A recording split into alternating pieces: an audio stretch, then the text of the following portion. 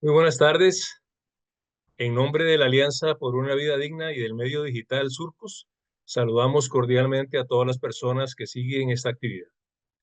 El foro de hoy se relaciona con un tema central de la vida nacional, cual es el tema tributario. Con frecuencia se escuchan voces y opiniones que señalan las grandes deficiencias de la política tributaria de Costa Rica, las cuales se arrastran desde hace tiempo y la urgente necesidad de transformarla hacia un modelo genuinamente progresivo. La política fiscal no puede verse como un fin en sí misma, sino como un medio que contribuye a lograr las transformaciones que el país requiere en diversos ámbitos. No debe ser solamente un instrumento para alcanzar la estabilidad macroeconómica, sino una palanca que garantice un desarrollo inclusivo y con equidad en beneficio de las mayorías. Por lo tanto, la política fiscal, que abarca una gran cantidad de aspectos, por supuesto, debe analizarse en términos de qué tipo de Estado queremos y necesitamos para garantizar un desarrollo digno para todas y todos. Por ello, hemos denominado este foro del día de hoy ¿qué política tributaria requerimos para el país que necesitamos? Hemos invitado como panelistas a dos personas con amplia experiencia en este tema. Nos acompañan el día de hoy Fernando Rodríguez Garro, quien es economista, ex viceministro de Hacienda y coordinador del Observatorio Económico y Social de la Escuela de Economía de la Universidad Nacional, y Pamela Jiménez Fontana, quien es economista y labora en la Oficina de Coordinación Residente de las Naciones Unidas en Costa Rica. Les agradecemos a Fernando y a Pamela haber aceptado nuestra invitación y saludamos cordialmente a todas las personas que siguen este evento a través del Facebook Live de Surcos. Agradecemos también a Hazel Garro por su apoyo en la logística del foro. La dinámica del foro será la siguiente. Inicialmente, don Fernando y doña Pamela harán sus exposiciones y luego abriremos un espacio para recibir preguntas y comentarios de las personas asistentes. Les solicitamos atentamente colocar sus comentarios en el chat del Facebook Live de Surcos y oportunamente los estaremos compartiendo. Sin más preámbulos, le doy la palabra a don Fernando Rodríguez para que haga su presentación. Bienvenido, Fernando, y muchas gracias. Muchas gracias, don José María, y bueno, muy buenas tardes a Pamela y a las personas que nos ven y nos escuchan por la transmisión en Facebook Live. Bueno, yo creo que usted tocaba un par de temas en la introducción que me van a servir para empezar a plantear este asunto. Lo primero es que la política tributaria es un instrumento, no es un fin en sí mismo, ¿verdad? Yo creo que a veces nos perdemos al entender que en realidad lo tributario no es lo primero que debemos definir en la política fiscal. Lo tributario es una forma de alcanzar objetivos de política fiscal, pero no son objetivos de política fiscal en sí mismo, ¿verdad? O sea, no importa si el sistema tiene X característica o no, eso es una decisión de cada sociedad y de cada país. Lo cierto es que lo que tiene que tener es la capacidad de servir y atender a las necesidades que se plantean en términos de lo que la sociedad quiere que el Estado haga. Y creo que por ahí deberíamos empezar a plantear cuál es finalmente la forma en la que debemos definir la política fiscal. No diciendo qué queremos en términos de impuestos, sino qué queremos en términos de sociedad. Y en ese sentido, qué queremos que cumpla el Estado como papel fundamental. Algunos creemos que el Estado debe tener un papel más protagónico, no necesariamente implica esto entrar indirectamente en actividades productivas, en algunos casos podría hacerlo, pero esto probablemente implique que nos movamos en un ámbito en el cual no pensemos en la ausencia absoluta de Estado o la definición mínima de este. Si nosotros nos ponemos a ordenar, digamos, lo que inclusive en teoría económica nos han planteado y otros aspectos, y los vamos agregando a esto, lo primero que tenemos que pensar es que el Estado debería cumplir con una función básica de servir lo que los economistas llamamos bienes públicos, ¿verdad? Que son aquellos bienes y servicios que no tienen mercado, o sea, que no van a encontrar una manera de ser provistos por un proveedor privado y estos bienes pues tienen que ser proveídos por parte del Estado, por ejemplo, la seguridad pública, bueno, en el caso de los países que han decidido tener ejército, la defensa nacional, pero hay otros bienes públicos que entrarían en esta categoría, inclusive la regulación y cuidado de los recursos comunes, ¿verdad? Que podríamos categorizarlos también acá.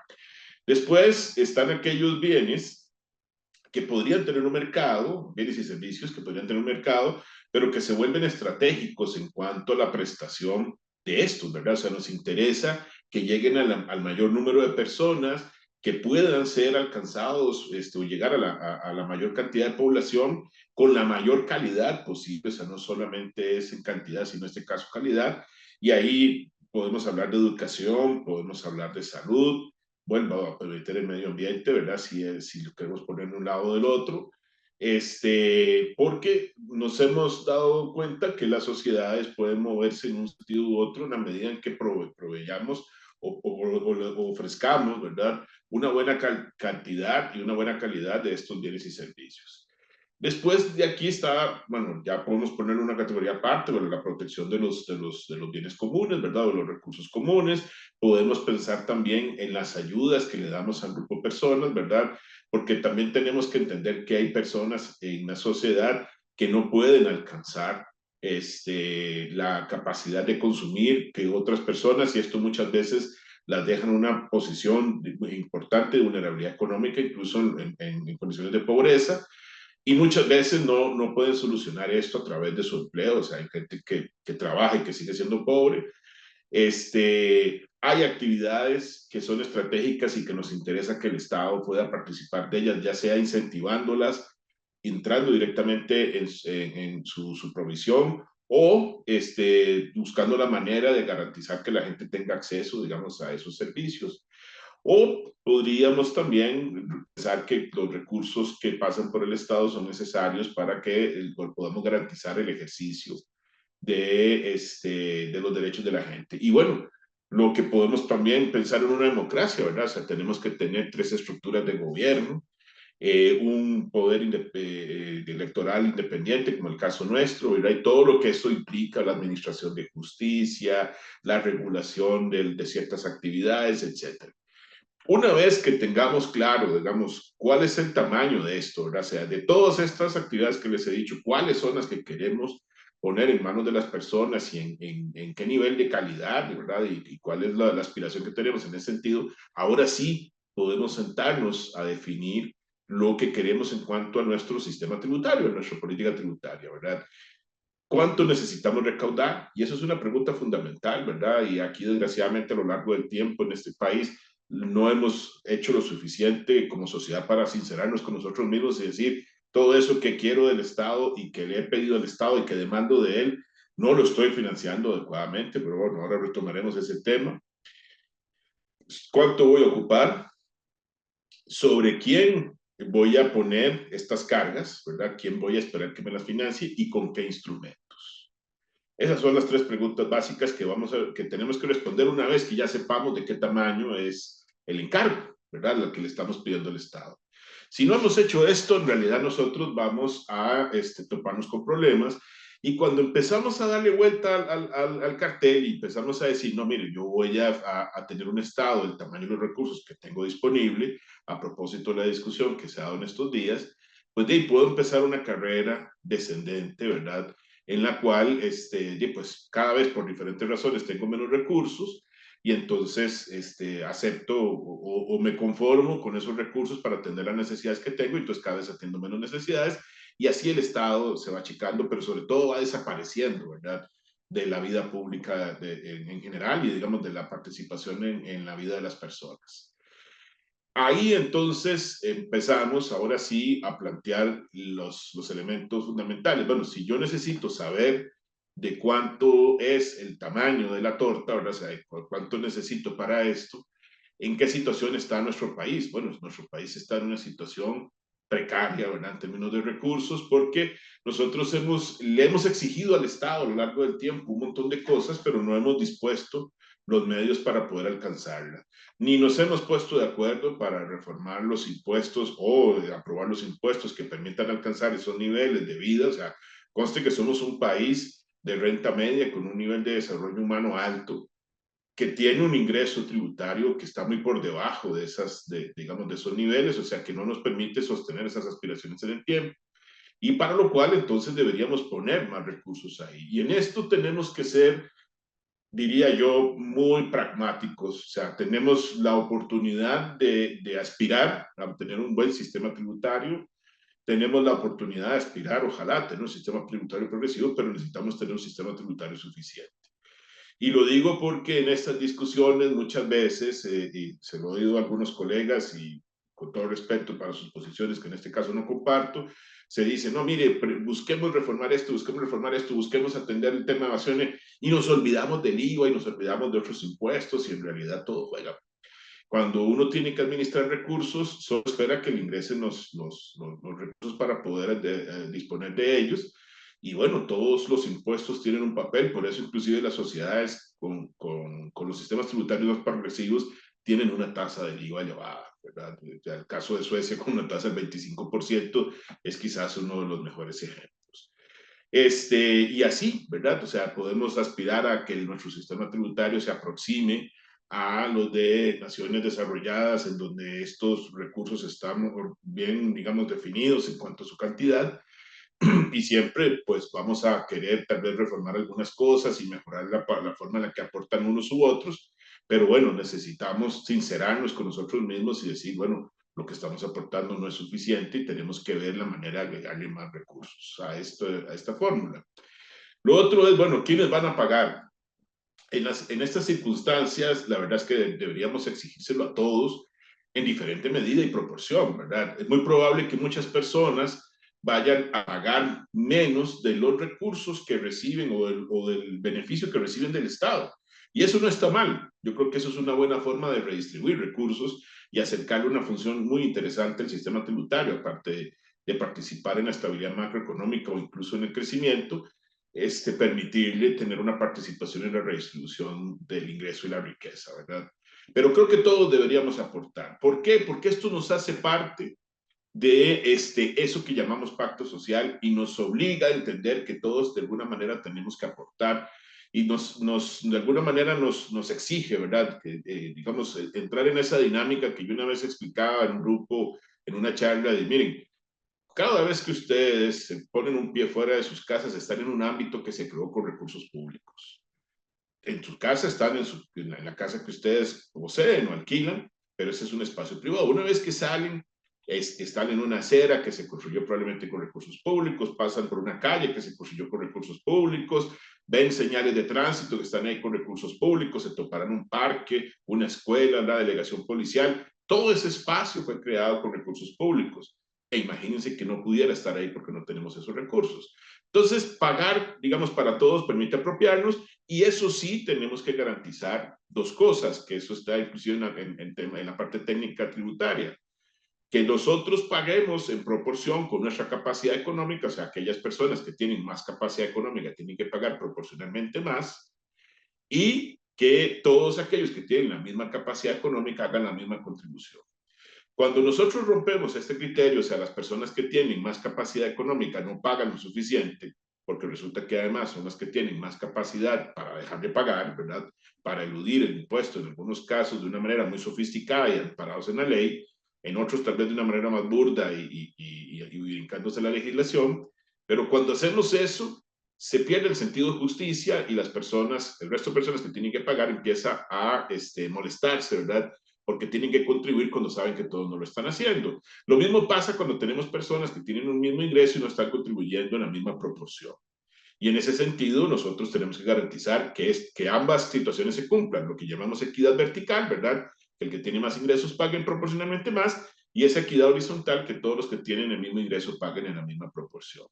Entonces, ¿quiénes pagamos? Pues ojalá podamos hacerlo todos en función de nuestra capacidad.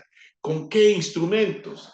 Bueno, en ese sentido yo creo que nosotros tenemos que evitar hacer lo que hacemos aquí y hemos hecho a lo largo de la historia de este país, y es inventarnos impuestitos para poder llenar huequitos a lo largo del tiempo en lugar de concentrarnos en dos o tres impuestos que se conviertan en nuestros pilares fundamentales del sistema tributario. Que se entienda a nivel internacional que esos pilares precisamente son el impuesto sobre la renta y el impuesto al valor agregado. Hemos creado rentas, en algunos casos unas por encima de otras sobre bebidas, bebidas no alcohólicas, cigarrillos, tarifas, algunas extrañas que no sabemos si van a costarnos más, impuestos pequeñitos. Y sí, tenemos un poquito más de 100 impuestos. Es una barbaridad en un país tan pequeñito, con una administración tributaria tan débil y tan empequeñecida, porque la hemos ido dejando que se empeñezca a lo largo del tiempo, sin un recurso tecnológico fuerte, sin una capacidad de acceder a suficiente información para hacer control, pues tenemos un montón de impuestos y eso es absurdo. Y muchas veces hemos metido estos impuestos para poder solventar la incapacidad de ir a tomar decisiones. Por ejemplo, nuestros impuestos es decir, vamos a poner un impuesto sobre la renta apropiado, vamos a fijar una tarifa del IVA adecuada, y por ejemplo, tenemos un impuestito ahí sobre los combustibles que es muy pesado, que del cual la gente se queja, aunque puede tener, digamos, por la vista de algunas organizaciones, algún tipo de función ambiental, pero que nació precisamente por nuestra incapacidad de pensar en fortalecer nuestros dos pilares y entonces le metemos la mano a los combustibles como una forma de recaudación. En eso tenemos que ser conscientes que entre más dispersemos nuestro sistema tributario, más difícil es administrarlo. Hemos hecho cosas tan extrañas y puedo decir que tan locas como, por ejemplo, distribuir la función de administración tributaria en varias entidades, lo cual no tiene sentido. Le damos función de administración tributaria, bueno, las municipalidades las tienen porque cobran sus ingresos propios, pero se los hemos dado al INDER, se los hemos dado al IFAM, se la hemos dado al Teatro Nacional. Yo recuerdo cuando estaba en el ministerio, una vez llegó don Fred Herrera, que era director del Teatro Nacional, a pedirnos ayuda, que si le podíamos facilitar un funcionario del área de fiscalización de tributación, porque la ley lo obligaba a cobrar el impuesto a espectáculos públicos y solo tenía una persona para hacer eso. Y yo le decía a don Fred, ¿qué está haciendo usted cobrando impuestos? Si ustedes están para hacer otra cosa con el teatro. O sea, ese tipo de cosas extrañas, locas, sin sentido, tenemos varias en la función de administración tributaria y nosotros deberíamos concentrar los esfuerzos en una sola entidad que haga esa tarea.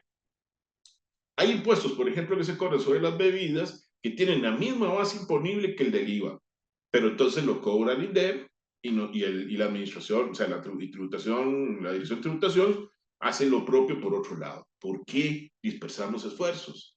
Bueno, ese tipo de cosas sobre nuestro sistema tributario deberíamos irlas corrigiendo, este, que nos permita eh, racionalizar nuestro trabajo, que un mismo funcionario pueda hacer una labor concentrada sobre un solo contribuyente y tratar de evitar que esta persona se nos vaya a salir, porque entonces resulta que en algunos impuestos tienen diferendos con una entidad y en otros no, y entonces aquí tenemos inclusive hasta choques en ese sentido. Yo creo que tenemos que aprender a racionalizar nuestro sistema tributario, fortalecer los impuestos que tenemos que fortalecer y fortalecer las capacidades de la administración tributaria en ese sentido. Y ojo, les voy a lanzar una que tal vez no les guste, pero eso también podría hacerse con las contribuciones a la seguridad social. Se las dejo ahí picando, porque la verdad es que la caja está para ofrecer salud y seguridad social y no necesariamente andar detrás de la gente persiguiéndolos para que les paguen. Eso se lo podemos dejar a alguien más con un marco legal inclusive más sólido. ¿Qué retos tenemos para el futuro? Un montón. Cito tal vez algunos, porque en realidad, vean que tenemos problemas de diseño en aspectos básicos, ¿verdad?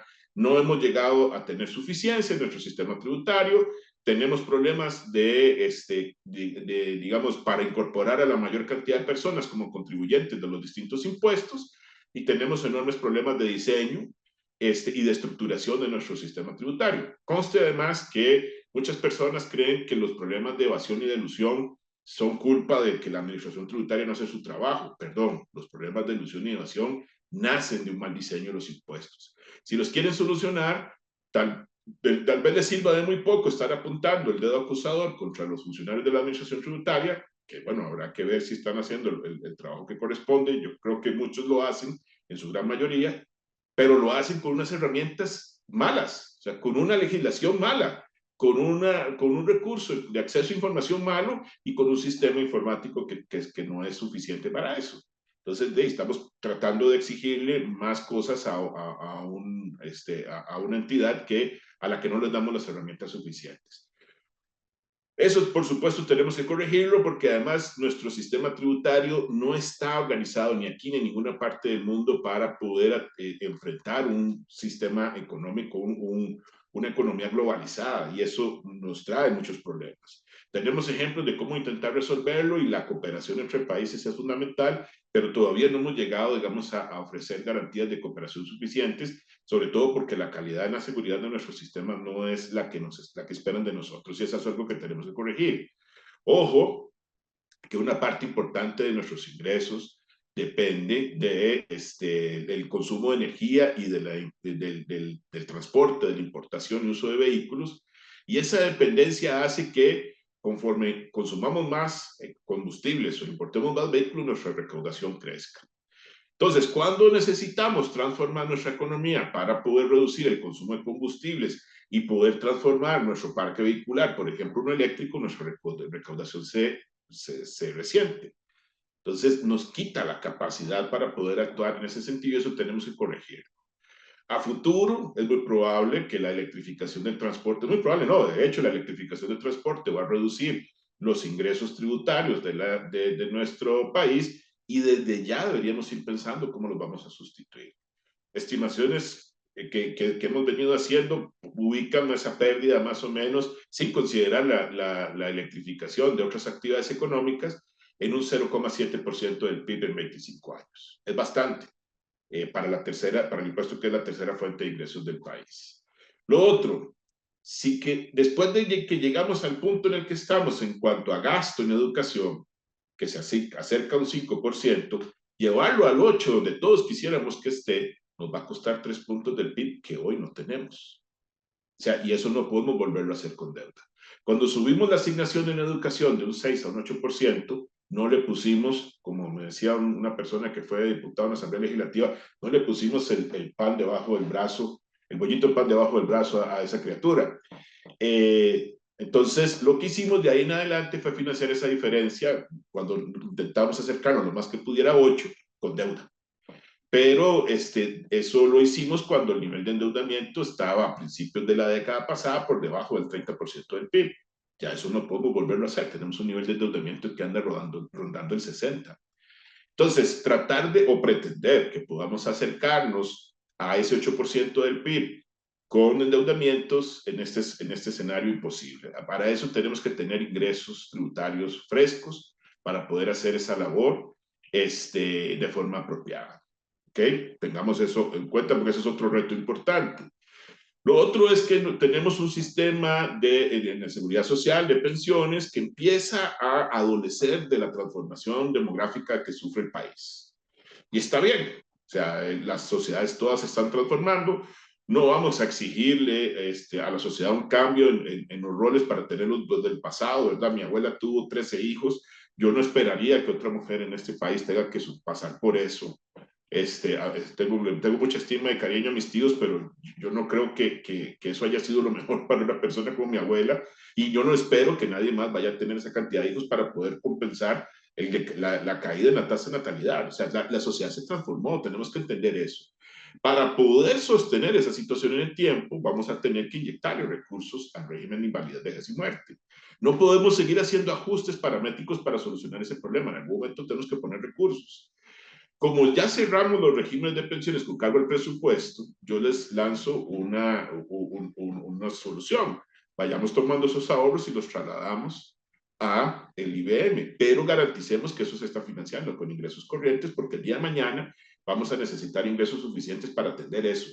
Ahí tenemos otra fuente de presiones futuras sobre nuestra recaudación. Y la otra es que, y esto sobre todo pega en la parte de seguridad social, nosotros tenemos un sistema de recursos, viendo la seguridad social como parte de nuestro sistema tributario, de financiamiento de estas actividades que básicamente se sostienen del trabajo. Tenemos problemas para formalizar un grupo importante de personas. En la década pasada, desgraciadamente, la informalidad se nos disparó y no hemos podido reducirla. Y ahora viene un proceso en el cual no sabemos cuál va a ser el impacto de la inteligencia artificial y de la automatización en el trabajo, y eso puede poner en riesgo a la fuente de recursos que tenemos para eso. Entonces, no solamente lo que dediquemos a pensiones, sino que en general el financiamiento de la seguridad social puede enfrentar tensiones futuras. Entonces, creo que nosotros deberíamos sentarnos a pensar en el futuro de nuestro sistema tributario. Es algo que deberíamos estar haciendo constantemente. Le decía una vez a una periodista que desgraciadamente nosotros creemos que podemos hacer una reforma tributaria y pasar años y ojalá décadas sin pensar en eso, y eso es falso. La discusión tributaria, y le ponía yo el ejemplo en esa ocasión, es como los procesos de la selección mayor de fútbol.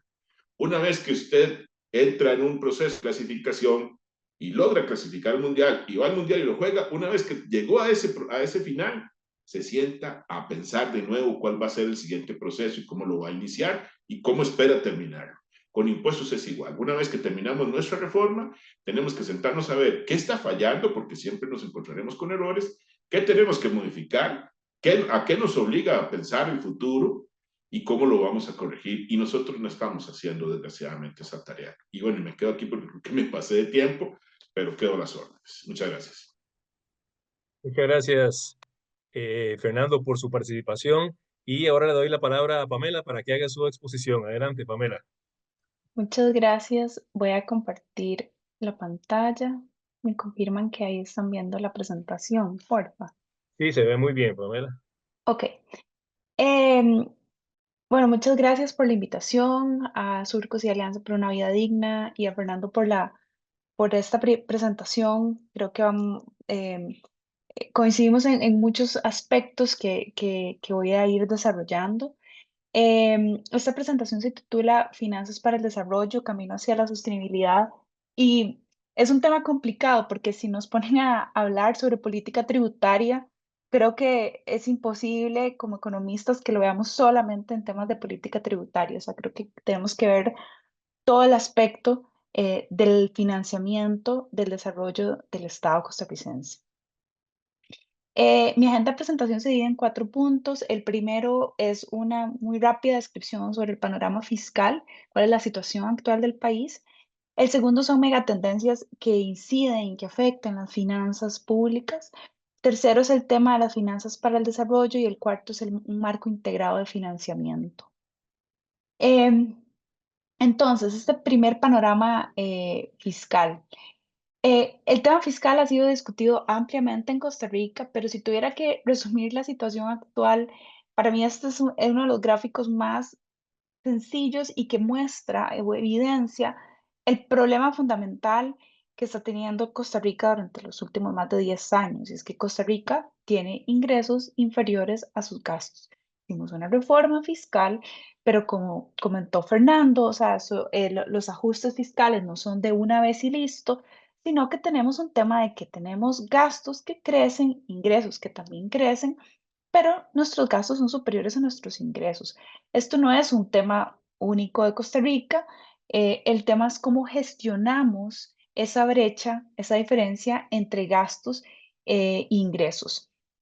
El tema acá es que estas decisiones de cómo financiar el gasto y cómo financiar la brecha no se puede ver como un tema meramente contable, o sea, de 1 más 1 es igual a 2 o me faltan 3, sino que tiene implicaciones sobre personas, sobre el desarrollo costarricense y además implicaciones en el largo plazo. Lo que no estamos haciendo y lo que hacemos tiene implicaciones en el largo plazo. Entonces, el hecho que tengamos gastos por encima de nuestros ingresos, lo que nos genera es que tenemos un déficit fiscal. Eh, Esta diferencia entre gastos e ingresos aumentó de forma significativa después de la crisis del 2009 hasta el 2020, cuando el país llega a uno de los déficits fiscales más altos de los últimos años, de un 8% del PIB. Desde entonces, la situación fiscal efectivamente ha mejorado, o sea, no hay ninguna duda de que tenemos un déficit fiscal más pequeño. Las cifras de Hacienda que publicaron hace un par de días no están muy lejanas a la situación que les estoy mostrando. El tema es que seguimos teniendo un déficit fiscal y que la reforma fiscal, si quiero decirlo, fue significativa en materia de la mejora que generó en ingresos y en reducción en el crecimiento del gasto público.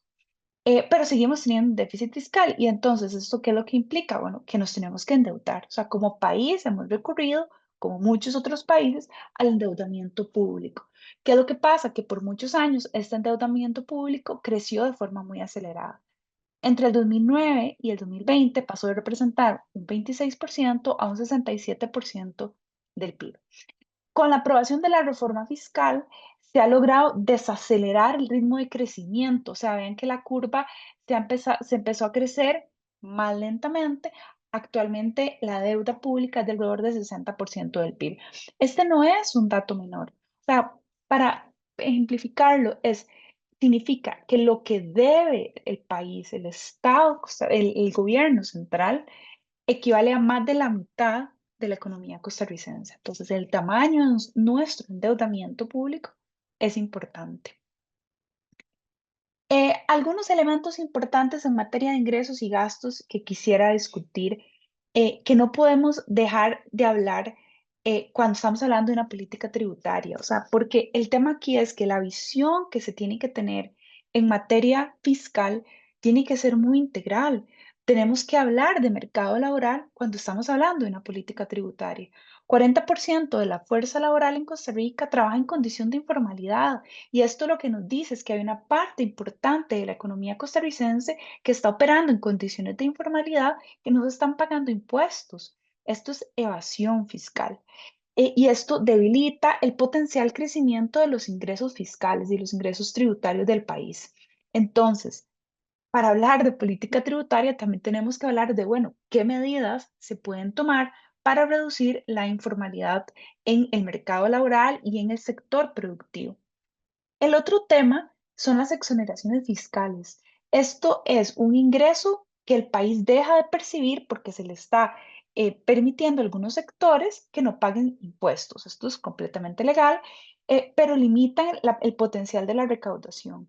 Las zonas francas, que son uno de los sectores que más crecen en el país, que representan un 18% de la economía costarricense, no pagan impuestos. En Costa Rica hay más de 1.100 exoneraciones que están vigentes y que en su mayoría no cumplen con lo que establece el Código de Normas y Procedimientos Tributarios.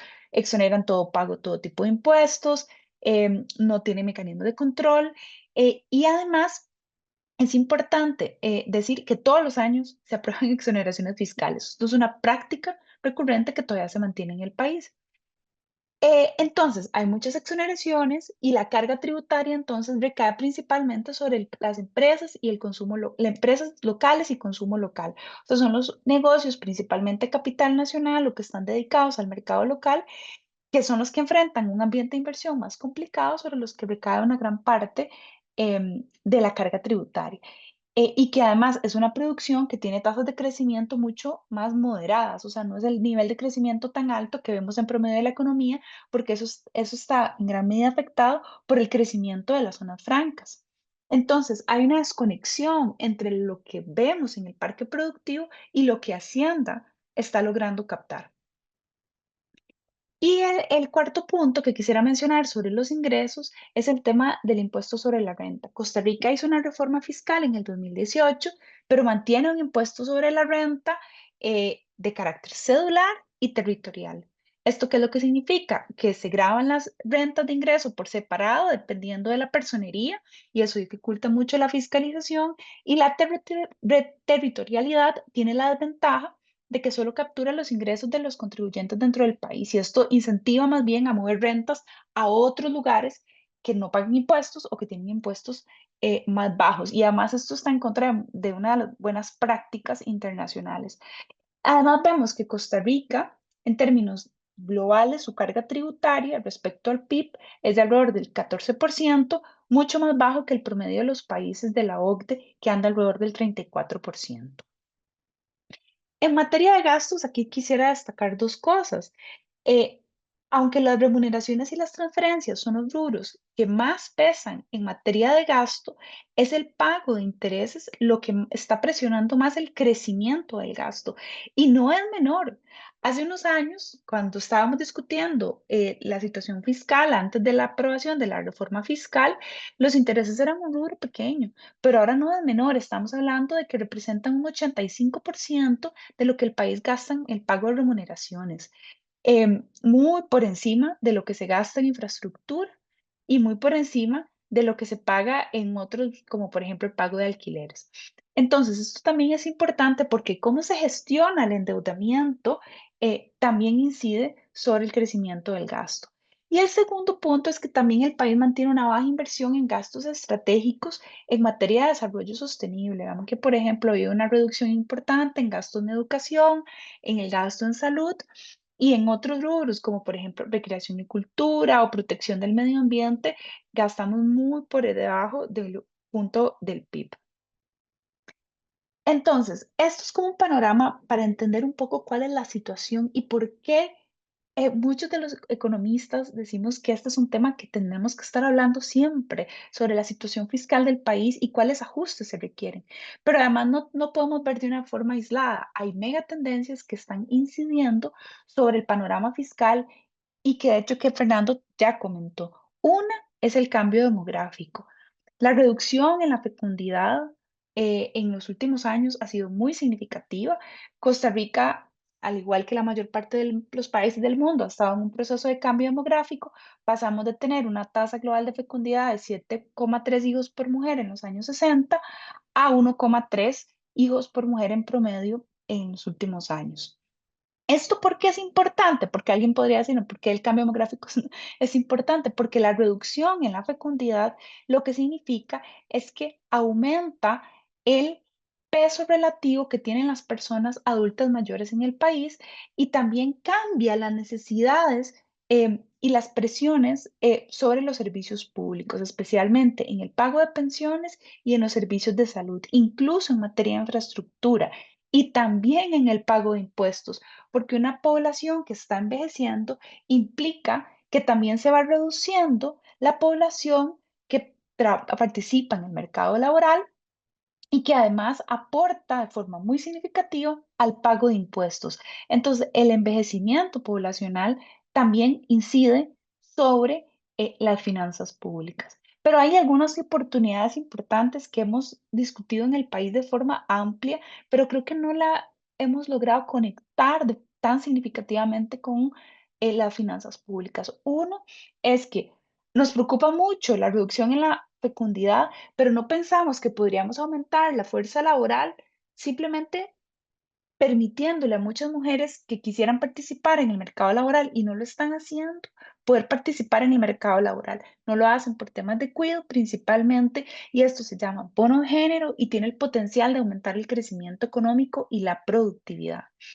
El segundo es que la reducción en los nacimientos reduce efectivamente las presiones sobre el sistema educativo, pero es una oportunidad para mejorar la calidad de la propia educación que se está recibiendo y además en esta materia de fenómenos demográficos también la oportunidad de una mayor inclusión de las personas migrantes que puede fortalecer el crecimiento de la economía.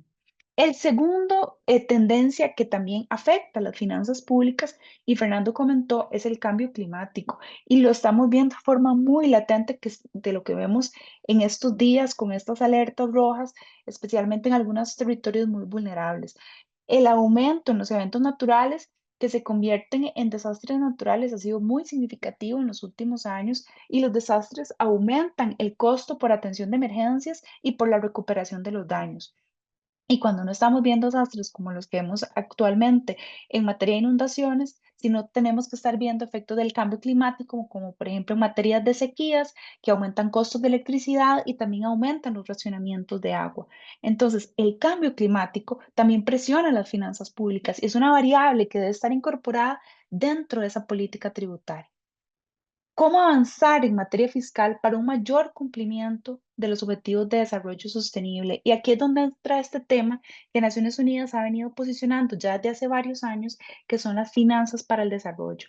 Las finanzas para el desarrollo sostenible son un marco global para financiar el desarrollo sostenible que busca alinear los flujos de financiamiento y las políticas con las prioridades económicas, sociales, ambientales, asegurando que el financiamiento sea estable y sostenible. Pero esto es muy importante porque implica pasar de una visión meramente contable del manejo de las finanzas a una visión mucho más integral de desarrollo con una visión de largo plazo. Y además establece acciones concretas para lograr este financiamiento de un desarrollo sostenible. Entonces, esto de una forma muy resumida es un marco que busca alinear los flujos financieros con los objetivos de desarrollo. Y cuando hablamos de flujos financieros, no solamente estamos hablando de recursos públicos, estamos hablando también de inversiones privadas, de capital nacional y de recursos también de capitales internacionales. Pero entonces, por eso les insisto, no es un tema contable, es un tema muy integral porque hablamos de temas económicos, de crecimiento, desarrollo, mercado laboral, de temas sociales como por ejemplo en materia de pobreza, de atención de población vulnerable y de temas ambientales como por ejemplo la atención en materia de cambio climático. Dentro de las finanzas para el desarrollo, también les incluye una herramienta más concreta que son los marcos integrados de financiamiento, que en Costa Rica ha buscado avanzar. Esta estrategia lo que busca ya es movilizar y alinear el financiamiento con los objetivos de desarrollo, con consideraciones financieras, manejo de riesgo y el monitoreo de políticas. La primera etapa es la identificación de las instituciones y políticas fundamentales, que eso en Costa Rica ya se hizo. Y luego ya la primera etapa más concreta es una valoración y un diagnóstico en el que se busca identificar las necesidades financieras del país, las fuentes, los riesgos y las limitaciones. Luego una estrategia financiera ya concreta con una guía de diseño de políticas y cuáles son las reformas necesarias para lograr movilizar estos recursos en línea con prioridades nacionales y en materia de sostenibilidad. El tercer bloque, le llamamos, es un monitoreo y revisión y ya es, entonces, una vez que se implementa la estrategia, registrar el progreso de datos, información actualizada y apoyar el diseño de políticas de este alineamiento entre el financiamiento con los objetivos de desarrollo. Y finalmente, la gobernanza y coordinación. Este es un proceso de iteración, porque en el momento que se establece la estrategia, se hace un monitoreo, pero al mismo tiempo se hacen diagnósticos, se vuelve a afinar la estrategia y todo está en un proceso de constante mejora. ¿Por qué? Porque como Fernando estaba comentando, en materia de finanzas públicas no se puede hacer una acción una vez y olvidarse y cerrar esa puerta. Es algo que se tiene que estar constantemente revisando, evaluando, diseñando y mejorando. ¿En dónde estamos en Costa Rica? Estamos en la etapa estamos en la etapa de que ya se hizo la valoración, el diagnóstico y la estrategia financiera. Sobre la estrategia financiera, quisiera comentar algunos elementos. Aquí es muy importante el tema de la gestión fiscal y los procesos de la recaudación, por ejemplo, la reducción de los flujos ilícitos de capital, una mejor estrategia en el diseño de la deuda pública y el financiamiento del cambio climático y en materia ambiental. También aumentar los espacios de inversión público-privadas con alianzas público-privadas, financiamiento mixto, que también es muy importante en que el país pueda avanzar. Y la última parte es aumentar la disponibilidad del financiamiento de la inversión privada y estos son con más políticas en materia de inclusión financiera, también inversiones en materia de fondos de pensiones, pero que esto requiere también una revisión y mejora en la propia estructura institucional que tiene el país, porque sabemos que en materia de sistema financiero todavía nos faltan bastantes pasos para llegar a mercados como algunos otros que están en niveles más avanzados. Eso es como a grandes rasgos. Esto se podría detallar muchísimo más, pero no quisiera tomar más tiempo para dar espacio a las preguntas. Muchas gracias, Pamela, por su intervención, igual que a Fernando. Y pasamos entonces ahora a revisar algunos de los comentarios que se han hecho y a retomar algunas de las preguntas para Pamela y para Fernando. Bueno, don Miguel Ureña ha hecho bastantes comentarios. Le agradecemos a don Miguel su interés en este foro y su participación.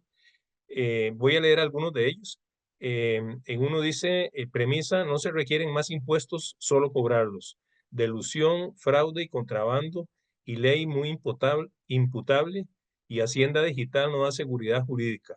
Ejemplo, 9.000 sanciones en aduana Limón o 18.000 sanciones por cada auditor de tributación. Sin carros en aduanas pedimos a fiscalizar 5 almacenes en un radio de 15 kilómetros de la redonda. Es un comentario que hace don Miguel. Y por otra parte, también comenta, lo interno Hacienda es complicado, muchas leyes, muchas direcciones y todas con el mismo fin, una misma casa y en una misma casa y al mismo techo. Hay otros comentarios de don Miguel que pueden leer las personas que están siguiendo el Facebook, esta transmisión por el Facebook Live. Tenemos dos preguntas o consultas de don Gonzalo Elizondo. Una de ellas es, ¿a qué se debe el incremento de la diferencia entre lo que ingresa y lo que se gasta el último año? 2.5 a 3.3 es una pregunta.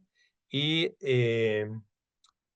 también don Gonzalo pregunta, ¿es cierto que actualmente no hay déficit primario? Entonces dejo ahí esos comentarios de don Miguel Ureña y estas dos preguntas de don Gonzalo para Pamela y Fernando, y luego voy a retomar con otras preguntas que se han hecho. Adelante. Sí, tal vez para aclarar las preguntas.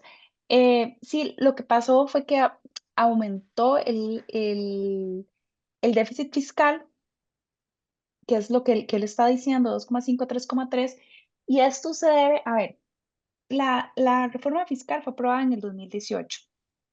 Se empezó a implementar posteriormente, pero recuerdan que vino la pandemia y después hay un proceso de recuperación post-pandemia que generó un aumento muy fuerte en el crecimiento económico. Entonces tenemos como un montón de fenómenos que ocurrieron al mismo tiempo. Eh, la reforma fiscal permitió, y se reflejan las cifras fiscales, un aumento muy significativo en los ingresos por materia del aumento en la base tributaria por el IVA, pero también hubo cambios como coyunturales que pasaron solamente en un momento. Por ejemplo, la mejora en la recaudación por el boom en el crecimiento en el 2021, por efecto de recuperación post-pandemia, y también unas transferencias que hubo por una legislación de órganos desconcentrados que también aumentaron los ingresos. Lo que vemos es que ya para el último año los ingresos fiscales se han empezado a desacelerar y entonces aumenta un poco el déficit fiscal. Esto no es una sorpresa, porque cuando hay una reforma, lo que se observa es como que en el primer año hay una gran, o sea, al principio hay una mejora muy significativa, pero ya después la mejora se empieza como a diluir. Poniéndolo así, es como con el IVA logramos dar un paso en la escalera, un paso, llegamos a un segundo piso, pero ya una vez que usted está en el segundo piso, nos sigue subiendo y subiendo y subiendo y subiendo. Entonces, un poco eso es lo que se muestra. Pero además, los sectores a los cuales Hacienda le cobran también se empiezan a desacelerar. Por eso es tan importante cuando estamos hablando en materia de ingresos y de situación fiscal, tener claro que cuando vemos las cifras de crecimiento económico promedio, eso no necesariamente se va a reflejar en el gobierno, porque si una gran parte viene de zonas francas, eso no tiene un gran impacto sobre Hacienda. Y de que sí es cierto que no hay déficit primario, correcto, lo que tenemos es un superávit primario y es de que si quitamos intereses, los ingresos son más que los gastos, pero solo si quitamos intereses. No sé si Fernando quisiera No, tal vez aportar ahí. aprovecho y me refiero para las otras cosas que han estado consultando. En realidad sí se requieren más impuestos, porque probablemente no necesitemos un mayor número de impuestos, pero sí necesitemos ajustar las tasas que pagamos en otros y podamos eventualmente mejorar la legislación en los fundamentales, en los ingresos, en los impuestos que aportan los ingresos fundamentales. Los más importantes, ¿verdad? Tenemos una ley de impuestos sobre la renta que sigue siendo básicamente la del año 88, a la que le agregamos un capítulo sobre rentas de capital en el 2018, 30 años después, y le hicimos otros ajustes, pero no hemos modificado sustancialmente esa legislación, ¿verdad? Pamela hablaba del caso de zonas francas, que me parece muy adecuado, digamos, ponerle una discusión. O sea, nosotros tenemos que, después de 35 años casi de tener un régimen de incentivos de este tipo, sincerarnos y decir, bueno, ¿qué no está funcionando? Porque no es que todo esté funcionando a la perfección. Ayer me conversaba con una investigadora de una universidad estadounidense y me decía, ¿qué pasa en zonas francas? Ustedes tienen el régimen de zonas francas más oneroso de la región.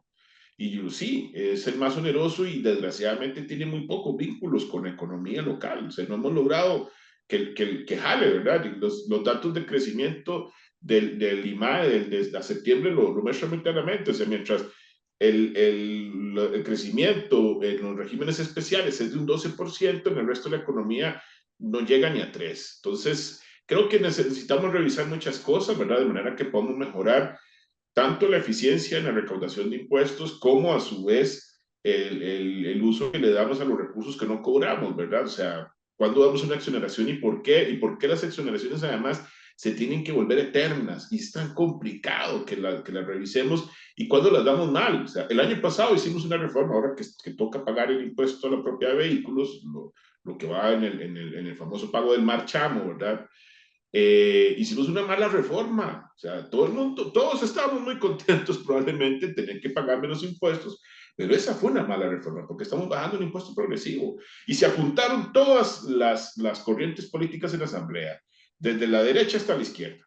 ¿Por qué? Yo no tengo explicación para eso, se los decía a mis estudiantes el año pasado, esto es una muestra de que la sociología tributaria en este país es muy compleja. Este es el país que derrocó al presidente que introdujo el impuesto sobre la renta, ¿verdad? Tenemos que tener eso en cuenta, porque en términos de cultura seguimos teniendo todo eso, ese bagaje, digamos, detrás nuestro. Entonces, lo tenemos que fortalecer, digamos, un grupo pequeño de impuestos y tratar de decir, bueno, mire, desentendámonos de estas cosas, ¿verdad? De andar cobrando timbres, que un poquito este timbre va para el colegio X, que un poquito este timbre va para la otra entidad Y, que este poquito que cobramos aquí va para el instituto tal. Eso es una locura, porque además dispersamos recursos utilizados para poder controlar esas cosas, cuando deberíamos estar enfocados en los importantes, pagarlos en serio, contribuir como se debe, apropiarnos de lo que la sociedad o de lo que el Estado nos da en términos sociales y sentir que todos contribuimos para que podamos entender mejor cuál es esa dinámica, aunque, insisto, algunos vayan a contribuir menos que lo que reciben en servicios del Estado, porque eso inclusive va a terminar garantizando que haya una mejor distribución de los recursos en el futuro. Y por supuesto tenemos que centrarnos en esa discusión que nunca hemos tenido, ¿verdad? Que le entramos muy tímidamente hacia finales del gobierno de Abel Pacheco y a principios del de Oscar Arias, sobre la cantidad de recurso humano que nosotros destinamos a las administraciones tributarias. Yo nunca, y esto lo voy a hacer de manera crítica y ojalá reaccionen porque quisiera oírlos opinar, nunca he escuchado a la Contraloría General de la República hacer referencia sobre el tamaño de nuestra administración tributaria y los recursos técnicos y legales que tiene para ejercer su labor, por ejemplo. Nunca, nunca, nunca, nunca. Y se lo dije una vez a unos funcionarios de la Contraloría, no les gustó el comentario porque lo hice en una actividad pública, pero lo voy a seguir haciendo porque sigo sin escucharlo. Nosotros tenemos proporcionalmente, para que tengan una idea, menos funcionarios en relación con la cantidad de contribuyentes que tenemos que España, y España es la administración tributaria más pequeña de Europa en ese sentido, digamos, proporcionalmente hablando en relación con la cantidad de contribuyentes. ¿Cuándo vamos a discutir cuál es la cantidad de gente que tenemos que tener en nuestras administraciones tributarias para hacer la tarea como se debe y destinar los recursos a eso? Porque además, si hacemos un sistema informático muy sofisticado, resulta que ese sistema informático opera bajo la premisa de una ley que le da sentido. El sistema informático no va a hacer nada más allá de la ley.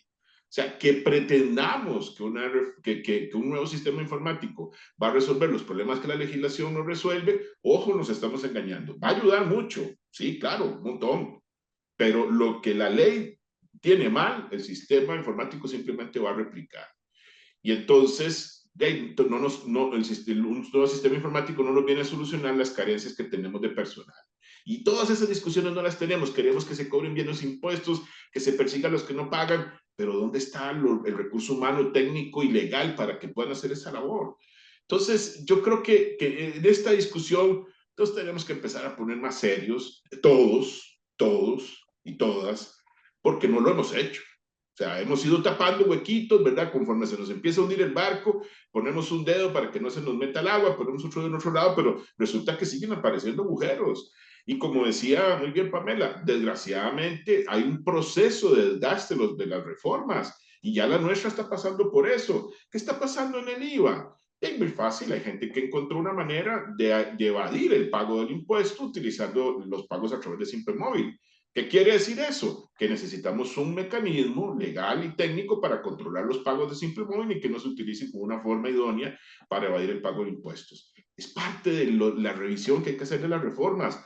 Hace 6 años hicimos la última reforma tributaria. Ya hace rato debimos habernos sentado a revisar que no estaba funcionando bien y corregirlo. y ya nos está cogiendo tarde para poder atender los problemas que van a empezar a aparecer en próximos años. Muchas gracias. Voy a presentar dos preguntas que me hizo don Marvin Amador, un profesor de la Universidad de Costa Rica, quien por cuestiones de trabajo no está pudiendo atender el evento, pero estaba muy interesado en el tema. Eh, una es, los datos sobre defraudación fiscal se lograron conocer públicamente gracias al interés que puso en el tema el ministro de Hacienda durante la administración de Luis Guillermo Solís. Antes de eso era prácticamente imposible conocer esos datos. Debido al revuelo que causaron, después de eso los datos se han dejado de ser públicos. ¿De qué manera se puede acceder a datos oficiales, confiables, actualizados sobre evasión, elusión y exención de impuestos en la actualidad? Esa es una pregunta. Y la otra es, persiste la renuencia a considerar delito penal el fraude fiscal. ¿Qué recomiendan al respecto? Entonces les dejo esas dos preguntas de don Marvin Amador. Si Se me las dejo a permite, Fernando, que fue viceministro, sí. no, está bien. Vamos a ver, los datos, voy con los de exoneraciones, que es más fácil. Los datos de exoneraciones, digamos, de lo que se pierde por lo que llamamos gasto tributario, ¿verdad? Sí, periódicamente se revisan y se actualizan.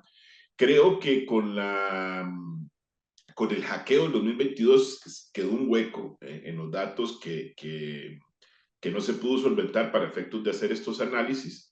Pero bueno, me parece que ya hace poco se había actualizado la información con el último estudio y si hay algún apartado ahí en la página web que de repente a veces se complica un poco, pero si se busca sobre estudios tributarios, aparecerá por ahí en algún lado la información sobre los estudios de gasto tributario, así se le llaman de exoneraciones.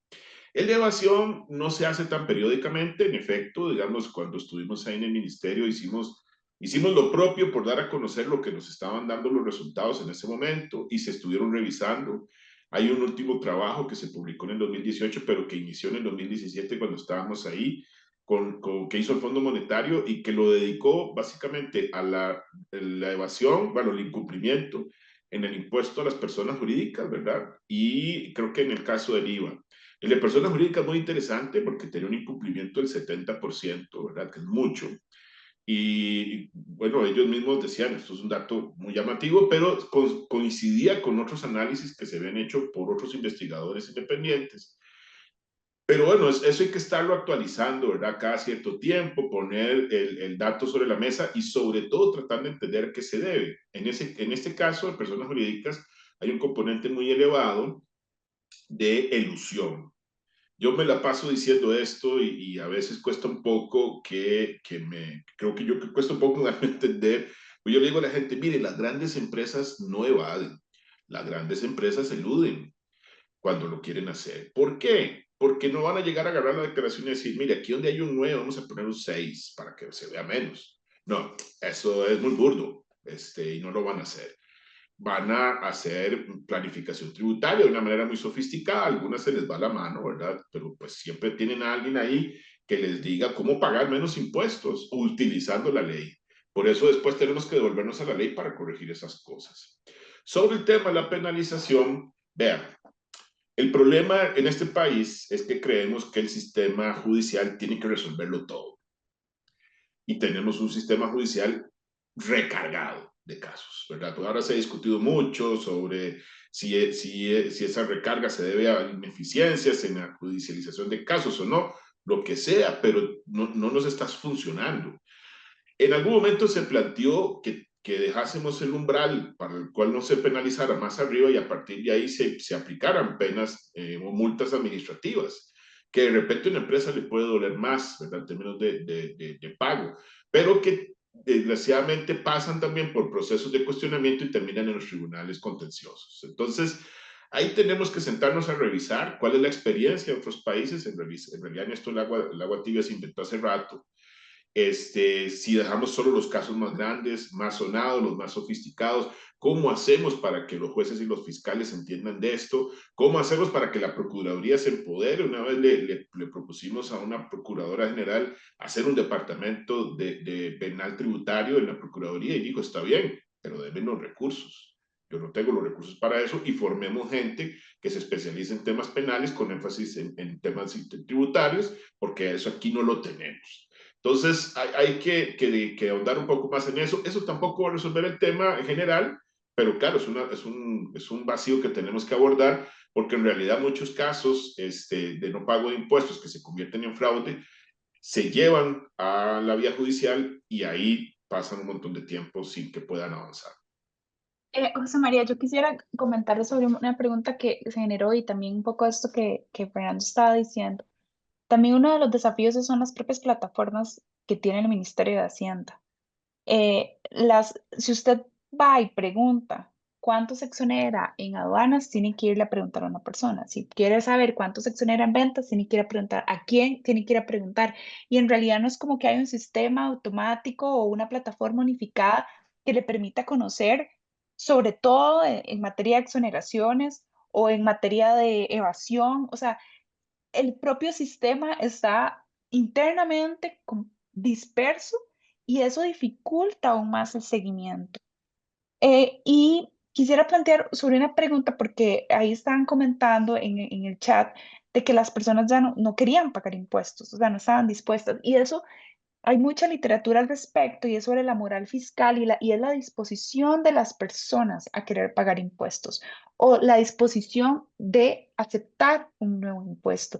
Y eso está completamente vinculado con la calidad y los propios los propios servicios que reciben del gobierno. Entonces, si sienten o perciben que lo que están recibiendo no es suficiente, van a decir, ¿por qué voy a estar dispuesto o dispuesta a pagar un nuevo impuesto o aceptar un nuevo impuesto? Incluso está demostrado que en materia de infraestructura, las personas de mayor edad tienen una menor disposición a pagar impuestos para financiar infraestructura porque consideran que no es algo que van a disfrutar. Entonces, es también muy importante en esta materia considerar que la calidad de los servicios públicos, que va mucho más allá del Ministerio de Hacienda, incide muchísimo sobre la disposición de la sociedad a pagar impuestos. Y es por esto que esto se tiene que ver de una forma muy integral, que es justamente que este último tema que Fernando estaba diciendo. No hay una reforma perfecta y no hay una reforma que sea suficiente.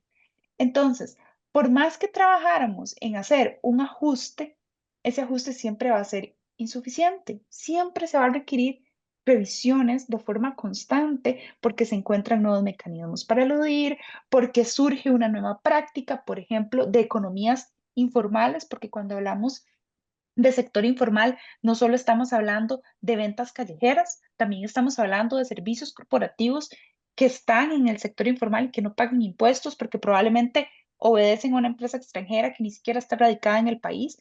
Entonces, en materia fiscal, es fundamental una visión integral que va más allá del Ministerio de Hacienda, o sea, se requiere estar muy de cerca con Ministerio de Trabajo, con Ministerio de Planificación, con el IMAS, por ejemplo, en materia de pobreza, porque estas son las entidades que no solamente gastan, sino que también definen la política que incide en materia de crecimiento, por ejemplo, en materia con el MAKE, con cómics para las empresas que no están exoneradas y que pagan impuestos.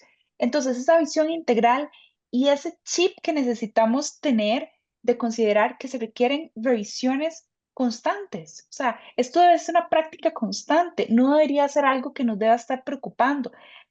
Sí nos debe preocupar lo lejos que estamos de las buenas prácticas internacionales y lo lejos que estamos de países referentes como de la OCDE en materia de carga tributaria. Eso es un tema que tenemos que discutir porque el costo de no hacer nada es que más adelante el sacrificio es mucho más alto. Y eso es algo que tenemos que tenerlo muy claro. Un ejemplo de eso fue la reforma fiscal de 2018. El país estuvo muy cerca del impago, de caer en un proceso de default, que cada vez la deuda nos estaba saliendo más cara por no tener unas finanzas públicas que fueran sostenibles en ese momento. Entonces, no deberíamos de esperarnos a llegar a tener un déficit fiscal otra vez de un 8% para volver a empezar a hablar del tema fiscal. Muchas gracias. Yo quería retomar el tema de las zonas francas, que a mí me parece realmente llamativo. Es decir, ustedes lo han planteado, Pamela lo planteó, Fernando lo comentó, es un sector sumamente dinámico de la economía, totalmente exonerado, un sector que ha sido deficitario en generar encadenamientos con el sector productivo nacional y un sector que ha sido, hablo desde el punto de vista académico, que es mi ámbito de trabajo, un sector que ha sido totalmente deficitario para generar encadenamientos con el sector científico tecnológico nacional. En algún momento en un grupo de trabajo sobre el tema del financiamiento de la investigación científica y tecnológica en este país, pusimos como una de las propuestas o planteamientos la posibilidad de generar un tributo a estas empresas de zonas francas para que aportaran al desarrollo científico y tecnológico nacional. Y los comentarios que recibimos era que eso era prácticamente sacrílego, plantear esa posibilidad. Sí, Entonces, la pregunta que les hago, el comentario que quiero hacer es, ¿por qué es eso así? ¿Cómo funciona eso en otros países? ¿Qué tipo de viabilidad política tendría en Costa Rica plantear algo tan sensato como exigirle a estas empresas que reciben enormes beneficios de nuestro país que sean un poco más solidarias con el país en el cual están instalados y contribuyen al desarrollo nacional? ¿Qué les parece este tema? y yo tal vez quisiera aclarar, las zonas francas son, han sido fundamentales en materia de crecimiento económico, en materia de innovación, o sea, y en materia de productividad. Si uno, Costa Rica destaca en los últimos años por ser un país que ha aumentado de forma muy significativa la productividad. Pero cuando nos vamos a revisar, ese crecimiento de la productividad proviene básicamente de las zonas francas. El resto del parque empresarial tiene una situación muy precaria en materia de mejoras en la productividad y de realmente acelerar la inversión en ciencia y tecnología. Ahí hay una brecha enorme. Las zonas francas tienen, hay una parte que sí está encadenada, lo que pasa es que esto claramente no es suficiente y una de las cosas que es muy importante entender es que no hay un sector mágico, o sea, ni las zonas francas, ni pensemos, no sé, chayote, o sea, no hay ningún producto o sector que va a ser mágico para el crecimiento y para las finanzas públicas. Entonces no podemos esperar que que las zonas francas resuelvan todo el problema. Han sido un sector muy importante, generan alrededor de un 10% del empleo y sí están encadenadas, pero esto no es suficiente para lograr despegar las finanzas públicas del país y ni siquiera deberíamos de esperar que eso fuera así. El tema es cómo no deberíamos de pensar que para el Ministerio de Hacienda que sea una sorpresa que los ingresos se hayan desacelerado. Si estábamos viendo que el sector productivo fuera de zonas francas se estaba desacelerando. Entonces, creo que entender esa desconexión es fundamental y creo que Fernando quería hablar. Sí. No, yo creo que lo que tenemos es un sector para el cual se diseñaron unos incentivos en los 90 que ya no es lo que teníamos en los 90. Cuando yo estudiaba en la universidad, yo entré a la universidad en el 95, el argumento era que el país tenía sesgos antiexportadores. ¿Ok?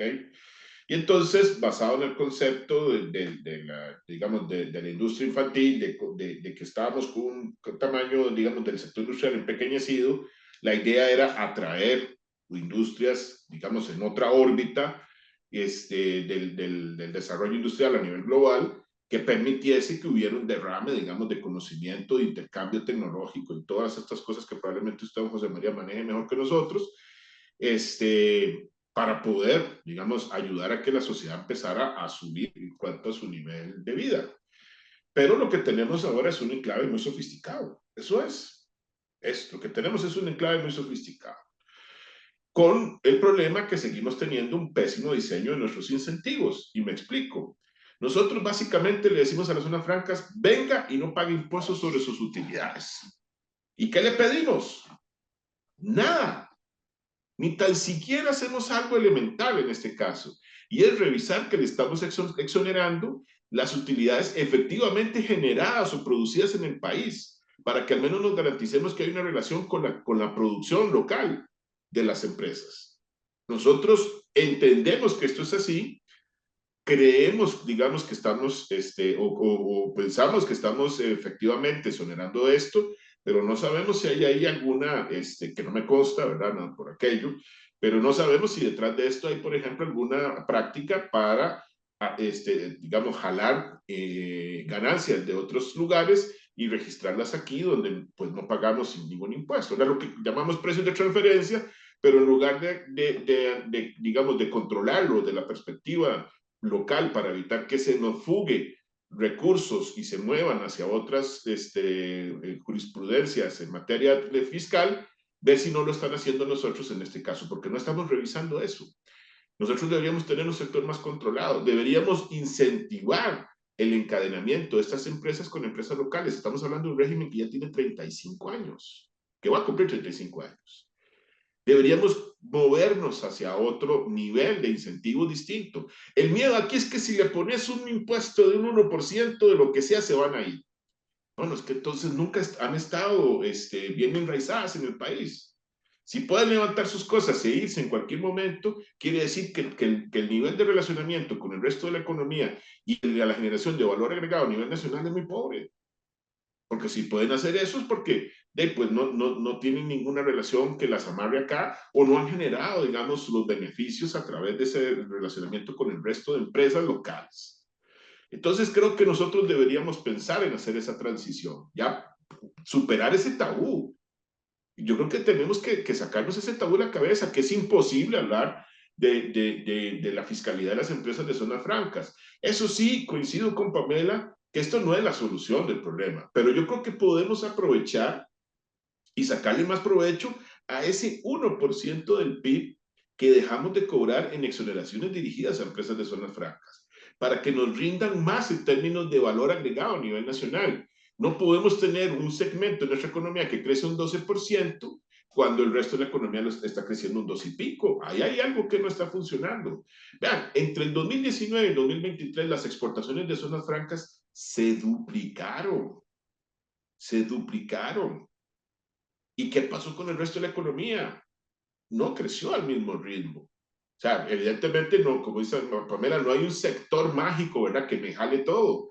Pero ¿por qué no me está arrastrando otros sectores y otras actividades? Si estamos hablando de un sector que duplicó su nivel de exportación. Entonces, sí, esto es parte de esa agenda de temas en las que tenemos que sincerarnos, quitarnos la careta, decir, sentémonos a hablar de impuestos y metamos todo en la discusión. Todo.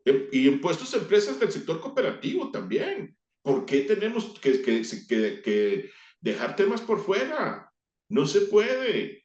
Vean, yo sé que muchas veces el alegato es que eso no es tan progresivo, eso es más regresivo. Les dejo una reflexión y se lo dije una vez a un grupo de gente en la UCR con la que estaba hablando. No hay nada más regresivo que un Estado sin plata. Entonces, si nosotros podemos pedirle contribución en un aporte a todos los sectores, sobre todo aquellos más dinámicos, tenemos que hacerlo. Tenemos que hacerlo con todos y todos los temas tienen que estar sobre la mesa. El esfuerzo fiscal que vamos a necesitar para poder sacar este país adelante en los próximos 25 años es grande. Es grande. No es una reformita con un 1% del PIB de meta en recaudación adicional. No, es más que eso. Y si no nos ponemos serios y empezamos a discutir esto ahora, lo que vamos a tener entonces es un Estado empequeñecido, con menos capacidad de enfrentar los retos del futuro, golpeado por el cambio climático, golpeado por el cambio demográfico y golpeado por 5 años casi de austeridad que hemos venido sufriendo. Eso es lo que vamos a tener más adelante. Comparto un comentario y pregunta de don Gonzalo Elizondo. Dice, un incremento del ingreso es absolutamente legítimo, pero no sería suficiente si no hay una mejora sustancial en la eficiencia del gasto. ¿Cuáles serían los elementos esenciales para la mejora en la eficiencia del gasto? Plantea esta pregunta don Gonzalo. Vea, yo quiero entrar en este tema porque es cierto, claro, y hay una asociación, Pamela hablaba del caso del aporte para el financiamiento de infraestructura, hay una asociación muy estudiada y conocida, ¿verdad?, entre lo que la gente aporta y los resultados que ven, ¿verdad?, en términos de recursos, y al entrarle en términos de eficiencia del gasto es muy complicado, pero aquí tenemos que mejorar un poco el ejercicio en materia de presupuestación. tenemos que avanzar rápidamente una presupuestación basada en resultados. O sea, que nosotros digamos, ok, yo voy a tener estos resultados hacia futuro de mi presupuestación. Pero para poder hacer eso tenemos que tener recursos suficientes. Yo no voy a hacer presupuestación por resultados en educación cuando hemos pasado por un recorte brutal de recursos. ¿Cómo le voy a pedir presupuestación por resultados al Ministerio de Seguridad cuando no tiene los recursos suficientes para atender la situación que están viviendo? O la Administración de Justicia o la Policía Judicial. Sí, hay muchas formas de hacerlo, hay mecanismos que incentivan esto y se tienen que exigir metas y exigir cumplimiento de estas metas en materia de resultados en el presupuesto, cuando el presupuesto sea suficiente para poder hacer. Imagínense, para poner un ejemplo, agarrar a la policía judicial y decirle, mire, es que necesitamos mejores resultados de los que usted hace, cuando ha perdido un montón de recurso humano y financiero para poder hacer su trabajo. No se puede en esas circunstancias. Es imposible, o sea, el precepto este de que yo puedo ser más eficiente en algún momento choca inclusive con conceptos físicos, o sea, yo no puedo hacer permanentemente más con menos recursos, ¿ok? O sea, de repente podría ser un poquito más mejorando la eficiencia de los recursos que tengo, pero a mí no me van a salir dos queques si le echo la mitad de los huevos a la mezcla para ese pastel. Eso no funciona así. Y en finanzas públicas eso también es cierto, ¿verdad? Yo no puedo poner cada vez menos plata y esperar que hayan cada vez mejores resultados en el tiempo. Eso no es posible. Ahí tenemos que sincerarnos sobre la necesidad de que haya los recursos suficientes para poder exigir después eficiencia a las diferentes áreas de gasto en el gobierno. Tal vez ahí también para complementar, hay que separar un poco la discusión, o sea, quiero decir tres elementos. Primero, una gran parte no es pago de intereses. Entonces, la estrategia para pago de intereses en cómo hacer eh, un uso más eficiente de ese gasto pasa por una estrategia de gestión de la deuda, mientras que en materia social es otro tipo de estrategia. Y eso va por el otro tema que quería comentar, y es la aplicación de la regla fiscal. Actualmente se está aplicando con recortes más homogéneos, digamos, o sea, en el sentido como muy similares y no tanto con una visión estratégica de, bueno, en este sector es fundamental la inversión que estamos haciendo, entonces aquí no la voy a aplicar, sino que la voy a aplicar acá y aplico, digamos, la regla fiscal como un todo de gobierno y no por entidad, porque además eso incluso en términos de fiscalización es sumamente costoso. Yo creo que una de las cosas que el país también puede empezar a revisar es la formulación y el diseño de la regla. Ha sido también un tema complicado porque primero nos hemos dedicado a probar excepciones a la propia aplicación de la regla y eso le resta legitimidad al instrumento. Y también luego está esto, no se puede hablar de cambiar la regla o ajustar la regla porque nos costó mucho llegar hasta acá, pero es el mismo principio que Fernando y yo creo que hemos estado discutiendo, es que todo es mejorable en el camino, o sea, el instrumento es importante, pero eso no significa que no se pueda mejorar. Y esta forma en cómo lo hemos aplicado ha generado sacrificios en materia de inversión social que tienen costos muy significativos en materia de desarrollo sostenible para el país. Em, Vean que lo que el país está dedicando, por ejemplo, a infraestructura y al mantenimiento de la infraestructura es muy poco con respecto a países de la OCDE. Entonces, yo creo que ahí también es fundamental no solo la eficiencia, sino la estrategia de cómo se aplican estas reglas del juego en materia de finanzas. Insisto, el manejo de las finanzas públicas no es como un manejo de las finanzas de una casa, no, perdón, no tal vez de una casa, como de una matemática de uno más uno. Es mucho más complejo e integral porque implica una visión de desarrollo y de largo plazo. Si caemos en una visión de corto plazo y meramente contable de no, tengo que quitarle aquí a todos, entonces eso nos puede llevar a sacrificios de alto costo sin pensar en las implicaciones que puede tener eso en el largo plazo. Yo tenía otra pregunta para ustedes a raíz de un par de seminarios que he escuchado sobre un paradigma alternativo de la economía, que es la teoría monetaria moderna. Y de lo que pude entender en esas presentaciones, se maneja un concepto diferente de lo que es el déficit fiscal y un concepto diferente de lo que es la posibilidad de que un país que es soberano en la emisión de su propia moneda, las posibilidades que tiene ese país de emitir moneda para desarrollar programas estratégicos de tipo social, de tipo infraestructura, etcétera. Me llamó la atención ese planteamiento porque claramente va a contrapelo de las visiones, digamos, hegemónicas dominantes de la política fiscal. No sé qué opinión tienen ustedes de esta corriente económica, teoría monetaria moderna y las posibilidades de que dé más flexibilidad en la inversión social y en la política fiscal de un país. Hay que tener cuidado, ¿verdad? Porque, digamos, no a carta blanca para imprimir dinero para hacer cosas. Lo que tal vez pueda cambiar es la visión que tenemos del riesgo asociado del impago sobre la deuda en moneda local, ¿verdad? Moneda doméstica. Siempre estamos muy preocupados porque hay un riesgo asociado a ese impago. Y bueno, lo que en el fondo dicen ellos es, un momento, pero esa es la moneda que nosotros imprimimos, ¿verdad? Y esa moneda, si llega el momento y no tengo dinero para pagarla, la puedo imprimir. Esto no quita que vaya a tener consecuencias negativas, ¿verdad? Para encontrar ejemplos históricos hay varios, pero traigo a colación uno, ¿verdad? Cuando los alemanes pierden la Primera Guerra Mundial, en el famoso Acuerdo de Versalles, en el Palacio del mismo nombre, se les obliga a pagar todas digamos, las retribuciones que se les exigen de la guerra, y los alemanes se dieron media vuelta y empezaron a imprimir un montón de marcos para poder atender esas obligaciones. En ese momento no había banca multilateral internacional a la cual se le pudiera pedir, y eso llevó a una hiperinflación monstruosa que en algún momento en el año 2022 llegó a ser del 4 millones por ciento. Entonces, lo que sí puede ayudarnos a entender es que el riesgo, insisto, asociado sobre la emisión de deuda en moneda local no es quizás lo que hemos pensado, y eso podría permitirnos entender esto de otra manera.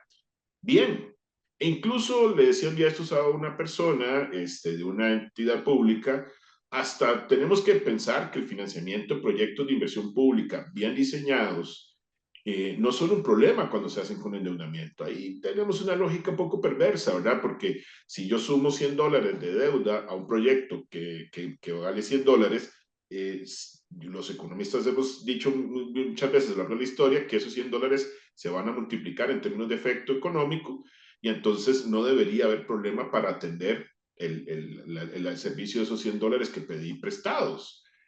En ese sentido, tenemos que tener menos temor de endeudarnos para financiar proyectos de obra pública, ¿verdad? A veces somos un poco reticentes. Pero lo ideal sería tener un sistema tributario que sea suficiente para atender todas esas necesidades y las que se vayan apareciendo, ¿verdad?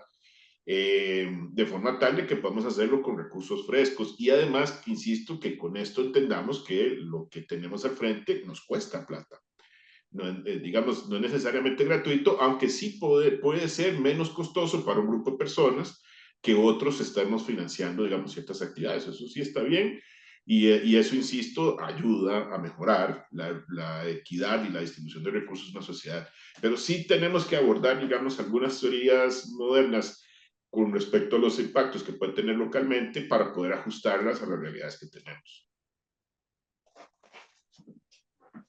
No sé, Pamela, si quiere referirse a ese punto o pasamos a otro comentario que hay aquí en el chat. Sí, no, también además considerar las implicaciones que puede tener en materia de inflación y que al final eso puede afectar bastante al final a los grupos más vulnerables. Creo que en materia de estrategias de financiamiento hay muchas lecciones em, de experiencias internacionales, de referentes de países que han logrado estrategias de financiamiento para el desarrollo, articulando los recursos públicos y privados con los objetivos de cada país. Entonces, creo que ahí es también muy importante, pero esa visión integral, o sea, el hecho de imprimir más dinero, ¿qué implicaciones tiene eso, por ejemplo, sobre la inflación de un país? Ujú. Tenemos una pregunta de don Martín Rodríguez Espinosa que dice, ¿quiénes son los ganadores con bonos de la deuda pública en Costa Rica? Todos, bueno, es que esta historia es complicada, ¿verdad? Si nosotros nos ponemos a pensar que quienes, digamos, en ese casi 5% de interés que estamos pagando, que es un platal en intereses de la deuda pública, Hay una parte que recibimos nosotros porque muchos de los fondos de pensiones nuestros, los fondos de pensiones complementarios, invierten en bonos de deuda pública. Entonces, pues cada vez que se pagan intereses, nosotros también los recibimos. El IBM de la caja invierte en bonos de deuda pública. Entonces, también por ahí nosotros ganamos algo. Y sí, hay un grupo de gente que invierte, digamos, que lo hace a través de fondos de inversión o a través de mecanismos del sector bursátil que ganan en esto. El tema es que la pregunta o el planteamiento que debemos hacernos es, ¿le podemos dar otro uso alternativo a esto si lográsemos pagar menos intereses por esa deuda? Ese es el asunto, o sea, estamos gastando un platal en intereses. Nuestra deuda es muy cara. Decía Bank of America en un estudio que hizo, creo que en 2020, o publicó en el 2020 en realidad, que la deuda pública costarricense en términos de costo está entre las 10 más caras del mundo. O sea, entre el 10% de más caro del mundo, el por ciento de países con la deuda más cara del mundo, ese es el término. Y extrañamente nosotros venimos viendo cómo aumenta el gasto en intereses en una deuda que básicamente se sostiene en términos del PIB, ¿verdad? Entonces, creo que hay que entrar a este tema. En la universidad hemos insistido varias veces que hicimos una discusión en temas tributarios, hicimos una discusión en tema gasto y nos falta tener una discusión sobre el costo de la deuda. No la tenemos. El costo del financiamiento en Costa Rica en general es elevado. Pedir un préstamo para cualquier cosa implica un gasto enorme. Ahora no tenemos prácticamente inflación y vayan a ver cuánto les cobran de intereses por cualquier cosa. O sea, hay gente que hace aquí un montón de plata cobrando intereses en términos reales muy por encima de la inflación. Y eso se traslada también al costo de la deuda pública. Por ahí hay algunos esfuerzos. La administración, bueno, a través de la diputada Pilar Cisneros, presentó, y creo que lo van a hacer público el próximo jueves, un proyecto de reforma constitucional que a mí me parece muy interesante para permitirle a los gobiernos decidir en el presupuesto de la República si la deuda se emite localmente o internacionalmente y tener esa flexibilidad para hacerlo, porque cuando a veces lo hago localmente pago un montón de intereses. Eso sí, si voy afuera debería asegurarme que me va a salir más barato también. ¿Y cómo hago? Me falta en esa parte de la discusión para que haya más competencia en el sector financiero local, ¿verdad? Ayer lo decía el presidente del Banco Central en una presentación en el plenario legislativo. El sector financiero adolece de competencia y al adolecer de competencia, a pesar de que tenemos 3 grandes bancos públicos ahí metidos, esto hace que el costo del financiamiento se eleve y también se eleva para los gobiernos cuando financian su deuda pública. Eso tenemos que arreglarlo. Es otra de las cosas que en este país no funcionan bien y que nos las traslada a través de las finanzas públicas por medio del pago de intereses. Muy bien, no tenemos más comentarios o preguntas en el chat, de manera que iríamos llegando al final de este foro, que ha sido muy interesante, muy ilustrativo, muy importante. Yo quisiera pedirles a Pamela y a Fernando que hagan tal vez una última intervención, pienso yo, con algún mensaje dirigido a los sectores políticos que tendrían posibilidad y sectores sociales también de incidir en que nuestra política tributaria y fiscal sea más progresiva y más dirigida al beneficio del bien común. No sé, Pamela, si quiere usted empezar con su último mensaje. Tiene apagado el micrófono, Pamela. Perdón. Sí, yo creo que es fundamental mantener esta conversación de temas fiscales y estas discusiones entre diferentes sectores y grupos de la sociedad de una forma recurrente en un momento de finanzas públicas que aunque la deuda no es menor, 60% no es menor, no está creciendo de forma muy rápida y tenemos un déficit fiscal que todavía podemos manejar. Entonces, creo que es un buen momento para justamente tener estas discusiones sin tener esa preocupación tan grande del impago como la tuvimos hace unos años. Tener muy claro que no podemos apelar a acciones simplistas o decisiones simplistas, por ejemplo, como algún momento, no, dejar de pagar la deuda, dejemos de pagarle la deuda. Bueno, es que dejar de pagar la deuda, me acuerdo que una vez me pasó en un foro, en un espacio con personas educadores, una persona me dijo, es que dejemos de pagar la deuda y yo, ¿alguien aquí se va a pensionar pronto. Y me dijeron, sí, una persona me dijo, sí, yo, y yo, ok, bueno, eso implica que no le van a pagar su pensión complementaria. Mm. ¿Y cómo? Y entonces ahí la persona dijo, no, pero porque usted está proponiendo eso. Pero además incluso la deuda implica es el financiamiento de una parte del Estado. Entonces, no hay una solución mágica. Justamente por eso tal vez en esta discusión hemos hablado de tantas cosas, hemos hablado de impuestos, hemos hablado de mejora de eficiencia del gasto. En el chat hablaron de un tema que no discutimos, pero es súper importante, y es de la organización institucional del Estado, de las plataformas tecnológicas que se utilizan, de los objetivos de desarrollo que tiene el país. O sea, la discusión fiscal abarca un montón de temas que todos son importantes y que todos tenemos que estarlos revisando de forma constante. Ingresos es fundamental. Insisto, es el mejor momento para estar hablando de estos temas porque no tenemos que preocuparnos por un endeudamiento que está creciendo de forma tan rápida. Eh, em, y creo que además tener una visión de largo plazo es fundamental. Salirnos de la visión contable con una perspectiva integral de desarrollo. ¿Cuál es nuestra aspiración como país en materia de educación? ¿A dónde queremos llegar? ¿Cuál es nuestra aspiración de país en materia productiva? ¿Qué tipo de empresas locales de capital nacional queremos llegar a tener? ¿Cuál inversión en innovación y tecnología requerimos?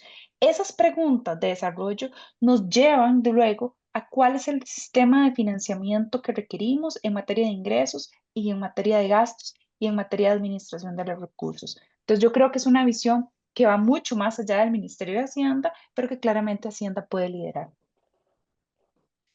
Muchas gracias, Fernando.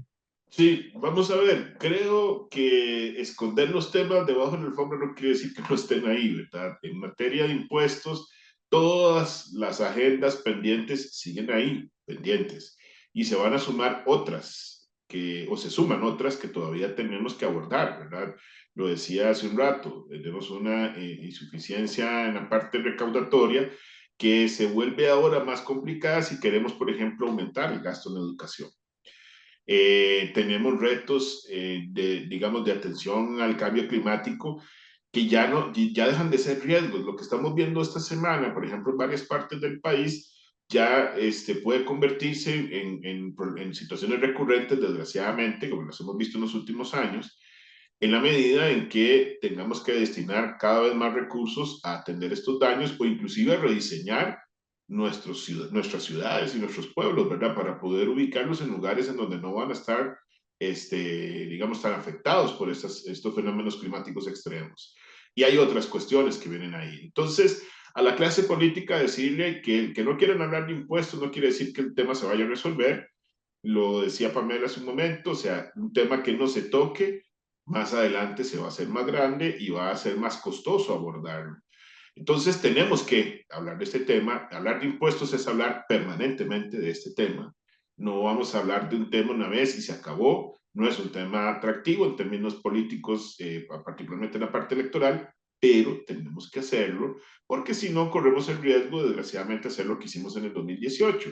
Una reforma a medio camino, insuficiente, que ahorita ya nos estamos dando cuenta que no va a ser lo que necesitamos para atender los problemas que se nos empiezan a venir a futuro. Y esos problemas no van a desaparecer, se van a hacer más grandes si no buscamos la manera de financiarlos apropiadamente a través de la recaudación de impuestos.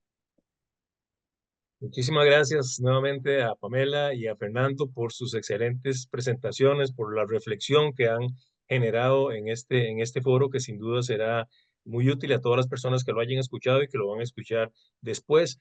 Les comentamos que estos foros de la Alianza por una Vida Digna y del Medio Digital Surcos quedan luego el video en el canal de YouTube de la Alianza por una Vida Digna, de manera que pueden ser utilizados en reuniones, en actividades comunitarias, en discusiones políticas y académicas, en cursos universitarios, etcétera.